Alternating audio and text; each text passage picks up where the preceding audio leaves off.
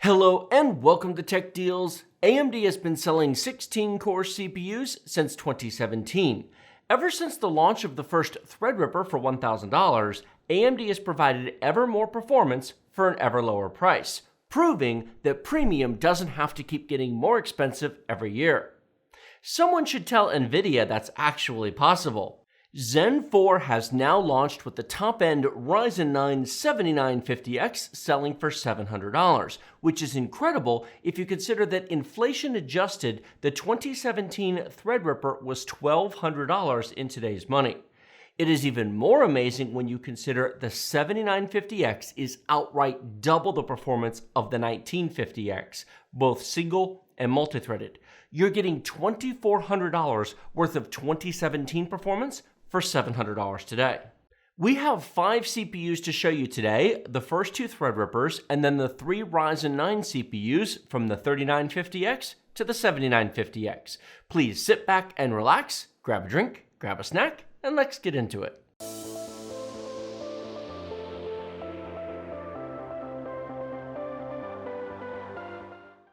Buy Windows 10 Professional for $15, activate instantly online with Microsoft, and keep it forever. Don't pay full price. Get the best deal from our sponsor, URCD Keys, using our link in the video description below. Full details on how this amazing deal works at the end of the video.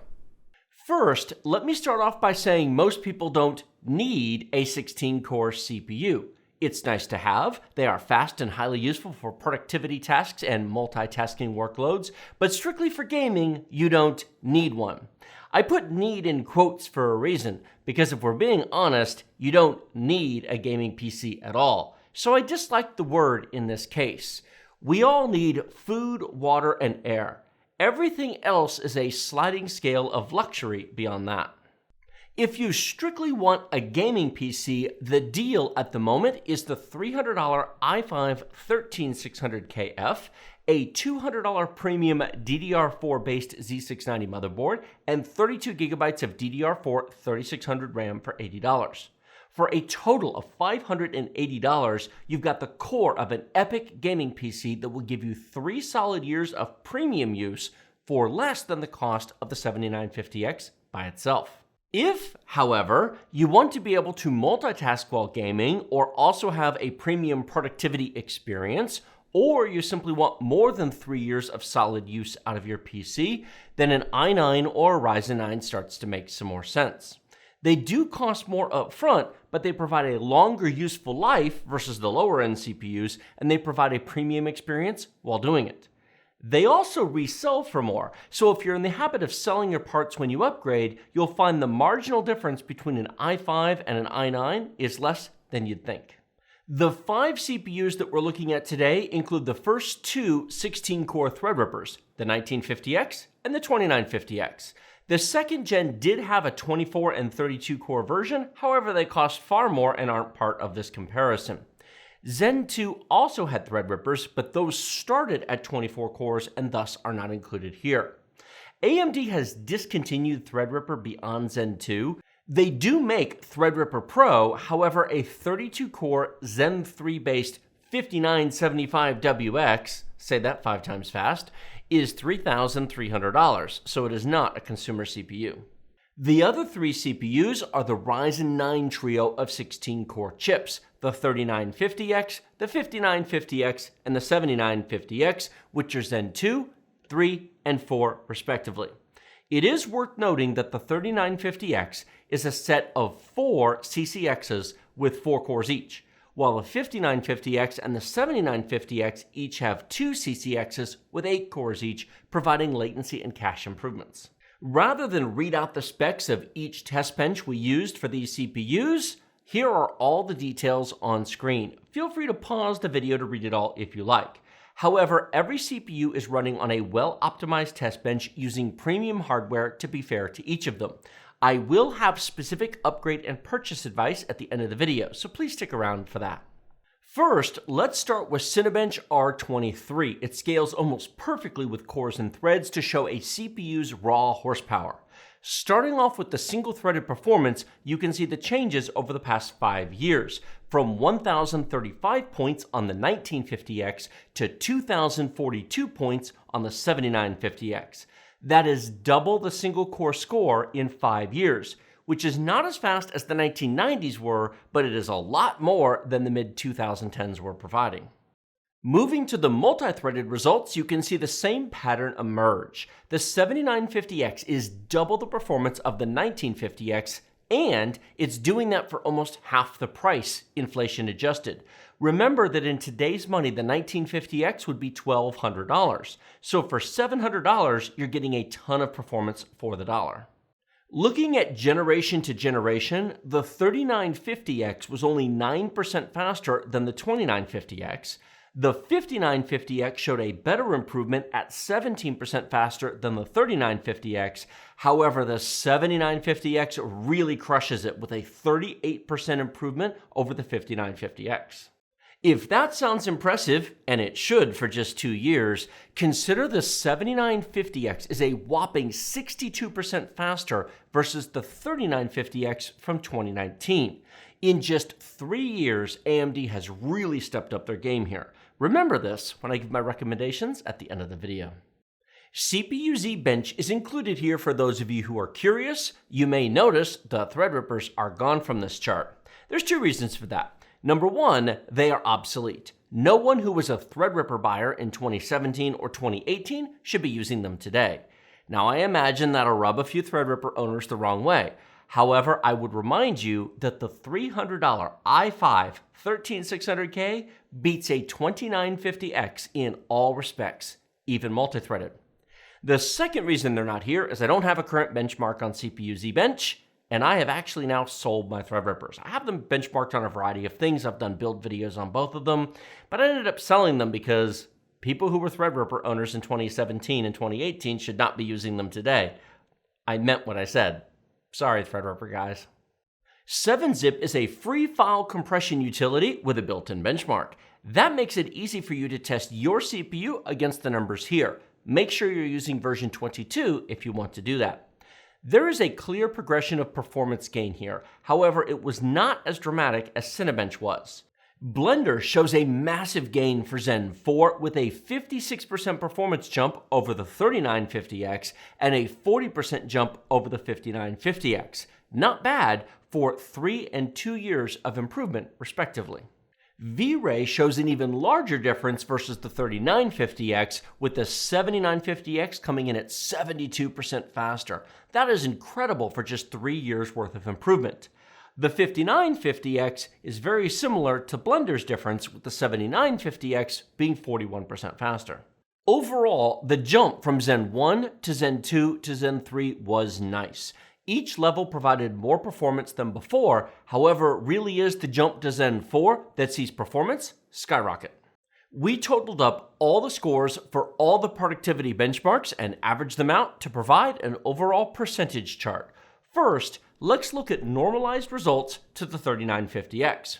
The 5950X is 18% faster than the 3950X. That is a solid result considering these CPUs are only 1 year apart in terms of release year.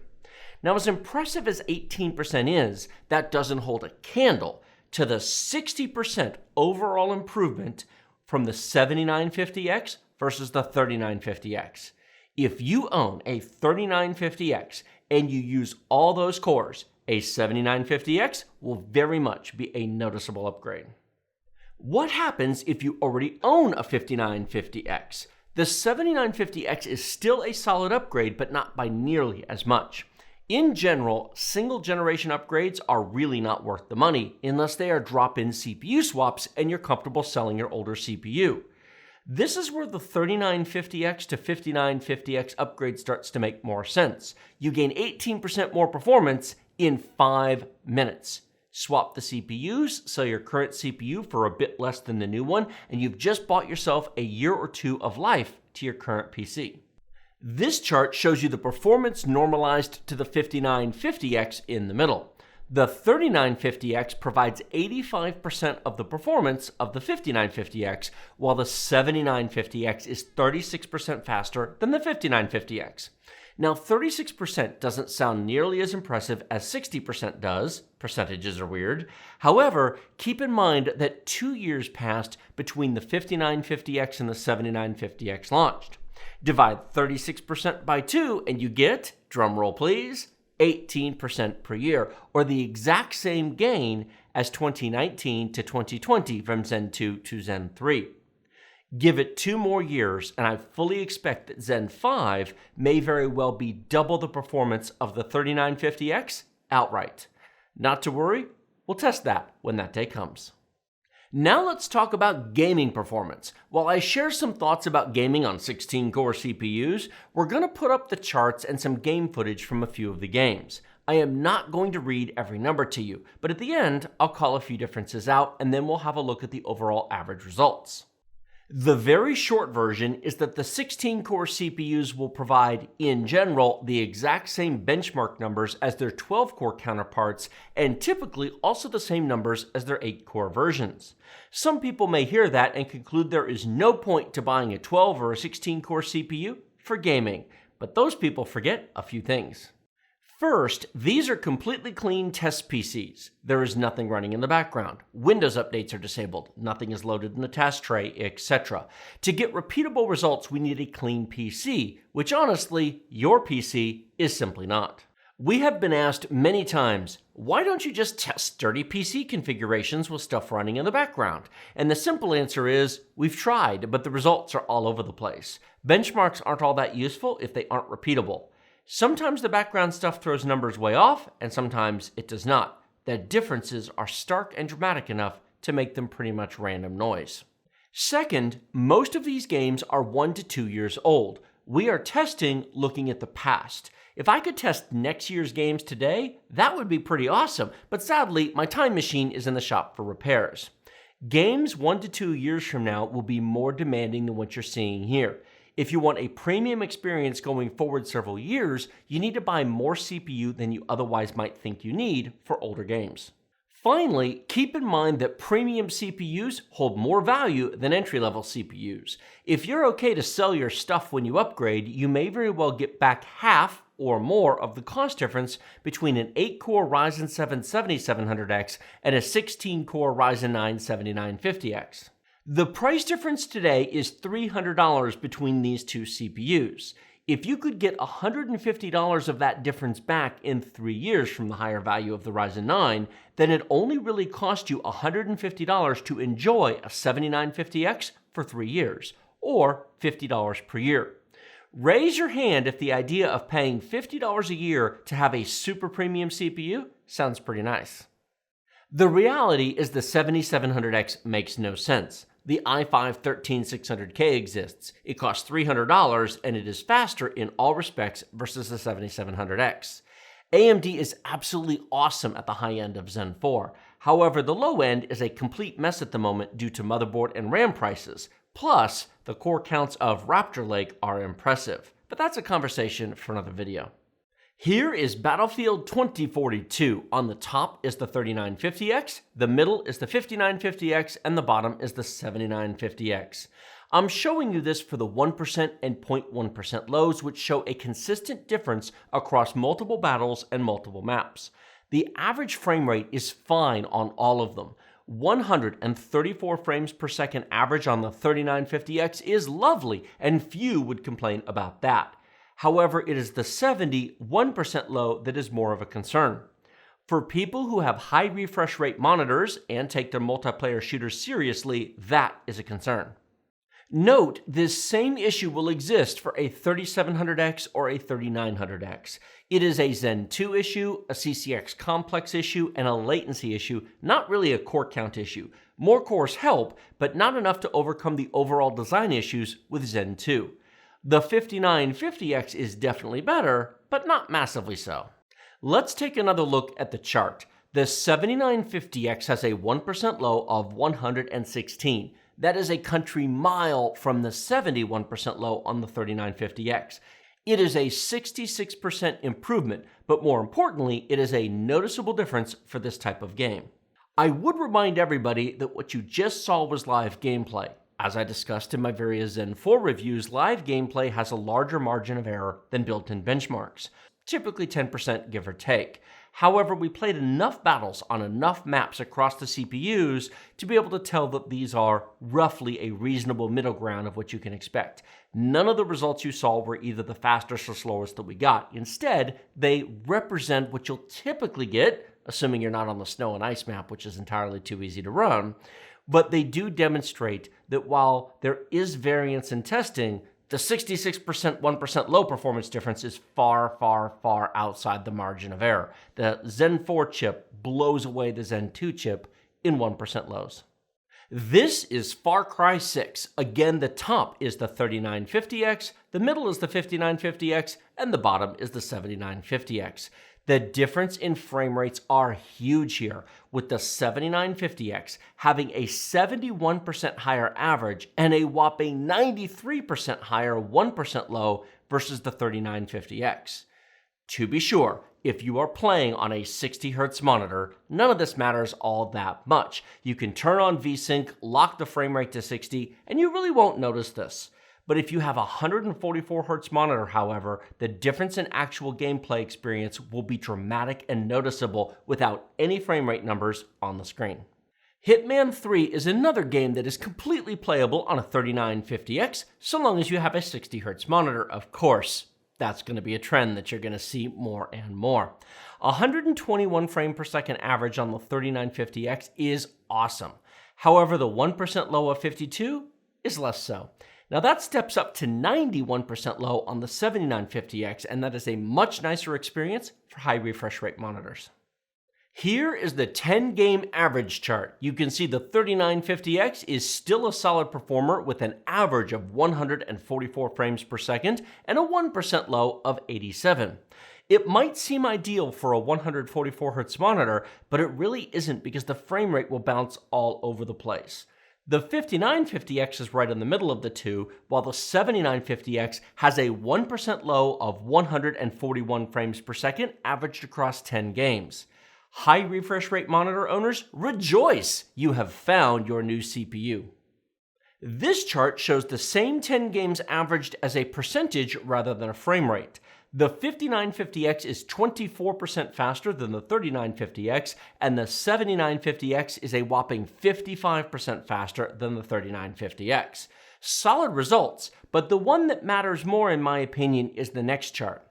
This chart shows the 1% low average expressed as a percentage. The 5950X is 25% faster than the 3950X, almost the same difference as the average. However, the 7950X is 62% faster. That is a noticeable improvement for anyone who wants super smooth performance. If it hasn't dawned on anybody by now, you can keep CPUs longer if you have 60Hz monitors. If you have a 144Hz monitor and you care about smooth frame rate, you're going to be upgrading your CPU more often. That brings me to the upgrade and purchase advice section of this video. It's remarkably simple, actually. Anyone with a first or second gen Threadripper needs to upgrade now, or perhaps yesterday. Those CPUs have had their day, and that day is simply not today. If you are the kind of person who bought a $1,000 Threadripper 5 years ago, your needs, assuming they have not completely and utterly changed, have long since passed those things by. Please upgrade. Owners of the 3950X have an interesting choice to make. Either upgrade to the 5950X as a drop-in upgrade on an existing AM4 board, or replace everything and move to AM5 and Zen 4, which has the benefit of a future upgrade path. Both are valid options, each has pros and cons. If you can afford a 7950X, an X670E motherboard, DDR5 RAM, and more, making the upgrade sets you up for the next 3 to 4 years of awesome super premium performance and the option to upgrade to Zen 5 or Zen 6 in a few years for even more performance. If the cost of a complete platform upgrade hurts too much, that's okay. A 5950X can serve you for a while longer and provide a snappier overall experience thanks to its 8-core CCXs and improved clock speed and IPC gains over Zen 2. I honestly see very little downside in at least moving to a 5950X if you're on a 3950X or some other reasonably decent setup with AM4. You can sell your current CPU for a bit less than a 5950X. In return, you get 20% higher productivity performance and 25% higher gaming performance in both the average and the 1% lows, and a snappier system that does not show up in benchmarks, but it is there regardless. Looking for a Windows 10 or 11 product key, but you don't want to spend $100 to $200 for it? Our sponsor, URCD Keys, provides discounted Windows keys at amazing prices. $15 for Windows 10 Professional, $21 for Windows 11 Professional, and just $60 for Microsoft Office 2021 Professional Plus. These product keys are the real deal. They activate directly with Microsoft Online, link to your Microsoft account, and they work forever. For Windows, you simply go to Settings, Update and Security, Activation, click Change Product Key, paste the key provided by URCD Keys, and in seconds, you're activated with Microsoft. For Office, go to setup.office.com, sign in with your Microsoft account, paste the product key provided by URCD Keys, and then download Office 2021 Pro Plus directly from Microsoft. Remember to use the discount code TD20 to save 25% off the already deeply discounted prices and support our channel at the same time. We have been using product keys from URCD Keys for almost 5 years now without any issues and encourage you to do so as well. Thank you all so much for watching to the very end. 2 gold stars for all of you still here. Like, comment, subscribe, and do all the things. Links in the video description below to Amazon, Newegg, eBay, etc. Those are affiliate links. They support the channel. AMD has done some remarkable stuff in the past 5 years. The low end of Zen 4 has been a stumble at launch. Motherboards will get cheaper, RAM will get cheaper. Hopefully they get some refresh chips with either lower prices or higher core counts out. That will improve. The high end of Zen 4 is really, really nice. The AM5 platform is nice. The features are nice. I do like it. I just don't like anything else other than a 7950X. If you go lower than that, Intel currently crushes it with Raptor Lake. However, strictly looking at first to, 7th gen, are we calling this because they skipped 4 and 6? AMD, I love you guys, but your numbering system is confusing as heck. We have Zen 1, 2, 3, and 4, but we don't. We have Zen 1, Zen Plus, Zen 2, Zen 3, Zen 4. So Zen 4 is actually the 5th gen, but called 7000. And then we have 1000, 2000, 3000. We skipped 4000, except there are 4000 OEM chips, but we don't really count them. There's 5000. They skipped 6000, except they didn't for the mobile chips, which is dumb, but whatever. And then they have 7000. So AMD, great products. Who came up with your numbering system? Intel? Okay, at least they have 1st through 13th generation, but some of their product names, I mean, come on. i5-13600KF is an absolutely atrocious product name. And let's not even get into Intel laptop product names because those are completely terrible. Regardless, I really like this, and if you do productivity, if you make money with your computer, holy smokes, this thing is a beast. Thank you all so much for watching. I will see all of you next time. The 5 CPUs that we're looking at today include the first 2 16-core Threadrippers, the 1950X and the 29. They do make a Threadripper Pro, however, a 32-core Zen 3-based 5975. You know, as a side note, I'm sure somebody's going to say, why aren't the Threadripper boxes on the desk? Because I sold them because they're obsolete. And people are going to go, oh, but do you know how much I spent on that? Yeah, you bought a super premium processor that was great for about 18 months, and then it wasn't. And then it was okay for 18 months after that. And then after 3 years, you need to sell it. How am I supposed to sell it if nobody's supposed to buy it? Not everybody watches my videos. Plenty of people will buy it. They shouldn't, but they will. The i5 really does crush it. It's amazing. In a recent video, somebody accused me of being an Intel shill on my i5 versus Ryzen 5 video. They're like, oh, clearly this guy has bias. He just likes Intel and thinks AMD is dumb. Oh, gee, let's see here. A 14-core CPU at the same price of a 6-core CPU. They're tied in gaming, and the i5 obliterates it in multitasking and productivity. Yeah, I'm clearly biased. However, this thing is the bomb. The 7950X brings it. I wonder how many of those people calling me Intel shills realize this is going to be my new gaming CPU at home, not Intel. In fact, but this isn't even my press sample. This is a retail chip. I bought this. This has this. Do people not realize that I look for the deal and the value? I don't know. It's weird. Why does everybody see bias everywhere? Maybe they see it because they see themselves in the mirror. Emotional damage. However, it really is the jump to Zen 4 that sees performance skyrocket. We totaled Skylake. Well, it would help if I just read the words.